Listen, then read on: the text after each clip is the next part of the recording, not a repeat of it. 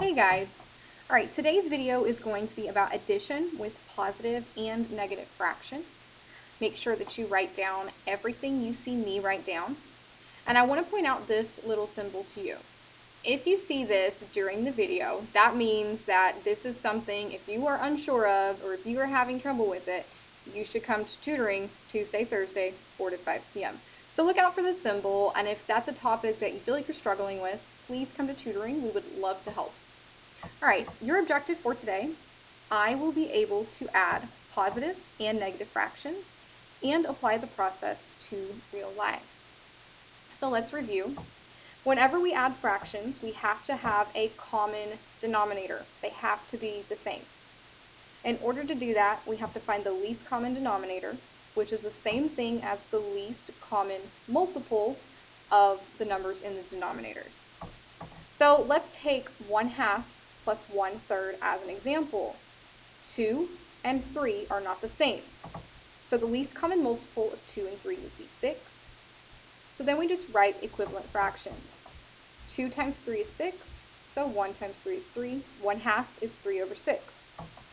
3 times 2 is 6. 1 times 2 is 2, so 1/3 is the same as 2 over 6. Then we just add our numerators.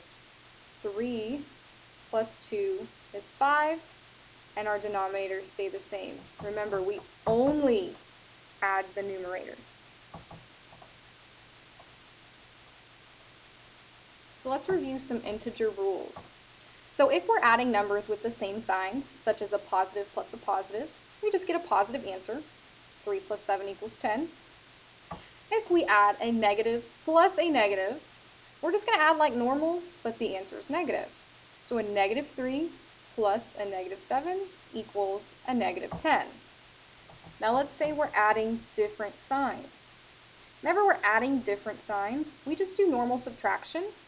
Then we're going to look at the bigger number, and I'm going to tell you what I mean by that. So let's say we have 3 plus a negative 7. We're just going to take the difference. We know 7 minus 3 is 4. Now, I don't care what's positive or what's negative. I just want to know what is bigger, 3 or 7. Well, 7 is bigger, and that has a negative in front of it, so that means that my answer must be negative. Now let's say we're doing a negative plus a positive, such as negative 3 plus 7. I'm going to do normal subtraction. I know the difference here between 3 and 7, that's a 4. Now I want to know which number is bigger, a 3 or 7. Well, that would be a 7. This is a positive 7, so our answer would have to be a positive 4. Again, if you're having trouble with this is something you'd want to come to tutoring for. All right, so let's talk about the steps to apply this process to adding fractions. So the first thing we want to do is change any mixed numbers to improper. Then we want to find our common denominator. We're going to rewrite with those equivalent fractions, solve the numerator using our integer rules, and then we'll simplify the answer, and if it's improper, we'll change it to a mixed number. So let's do some examples together. All right, example 1, we have negative 1/4 plus a negative 1/6. So we don't have mixed numbers, so we don't have to change these right now. So we need to find a common denominator next. So I have a 4 and I have a 6. Now, the least common multiple of 4 and 6 would be 12. So I'm going to rewrite this with a denominator of 12. So I'm going to bring down my negative, and I'm going to have something over 12 plus a negative something over 12. I know that 4 times 3 is 12, so I want to multiply 1 times 3. That means my numerator would be 3 here. 6 times 2 is 12, so I know that I'm going to multiply this numerator by 2, and 1 times 2 is 2. Now, I'm only concerned about solving the numerator, so I know my answer will have a denominator of 12. I'm sorry, my handwriting's a little messy. So I don't care about this anymore. All I am concerned about is solving this top portion. So I have -3 plus -2. When we add negatives, we add like normal. 3 plus 2 is 5. And we know that we have negatives, so our answer must be negative. And I'm going to rewrite that. My pen is jumping around just a little bit. Okay, there we go. That should be much easier to read. All right, we don't have to reduce because there is nothing 5 and 12 can be divided by other than 1, so we are done. And we just circle our answer. All right, example 2, we have 3/5 plus a -1/10. We don't have to change to improper, so we just move on to finding a common denominator. The common denominator between 5 and 10 would be 10. So I'm going to rewrite this with a denominator of 10. So 3/5 will change to something over 10 plus, and then I can just leave this the same because it already has a denominator of 10. Now we know 5 times 2 is 10, so we have to do 3 times 2, which is 6.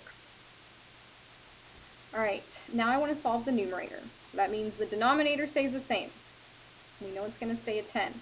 So what I'm concerned about now is just solving this numerator. So I have 6 plus a -1, positive plus a negative. So remember, what we're going to do is just find the difference. We know that 6 minus 1 is 5. And then we're just going to take the sign of the quote-unquote bigger number. So a 6 and a 1, a 6 would be bigger. That is positive. So this would just be a positive 5. So we have 5 over 10. Now we want to reduce. We can divide by 2 on top and bottom. I'm sorry, we divide by 5. I'm getting ahead of myself. Divide by 5, that's much better. And we get 1/2. And we just circle or box in our answer. Now before I leave this page, I want to point out that I have these parentheses here just so that I can keep the addition sign and the negative signs separate. All right, example 3. We have -1 1/3 plus 2 1/9. Again, I have this symbol here. If you are having trouble changing mixed numbers to improper, you should probably come to tutoring and get extra help with that. All right, so let's change these mixed numbers to improper fractions. So I know this is a negative fraction, so I know that I'll have a negative improper fraction. 3 times 1 is 3, plus 1 is 4. So I have -4/3 plus, over here I have 2 times 9, which is 18, plus 1 is 19. So that would be 19 over 9. Now I want to find the common denominator. I have a 3 and a 9. So that common denominator would be 9. So I have a negative something over 9 plus 19 over 9, and we can leave that the same. 3 times 3 is 9, and 4 times 3 is 12. Now I only want to solve the numerator, so I know that I have a denominator of 9, and I'm only concerned about solving this part right here. -12 plus 9. Negative plus a positive. We're just going to find the difference. So 19 minus 12 is 7. I want to take the sign of the quote-unquote bigger number, which would be 19, and that is positive. So we have a positive 7 over 9. That cannot be reduced, so we circle our answer. All right, example 4. Mr. Mitchell lost 10 pounds over the summer by jogging each week. By winter time, he had gained 5 1/8 pounds. Represent the situation with an expression involving signed numbers. What is the overall change in Mr. Mitchell's weight? So it says he lost 10 pounds. So we would want to represent that with a -10. Then he gained 5 1/8 pounds. So we lost the 10, but then we're adding on 5 1/8. So this would be our expression with our signed numbers. Now we're just going to solve to find the overall change in Mr. Mitchell's weight. So we've got a mixed number here. and then we have an integer here. We know that can just be represented by putting it over 1. 8 times 5 is 40, plus 1 is 41, so this would be 41 over 8. Now I need to have a common denominator. That would be 8.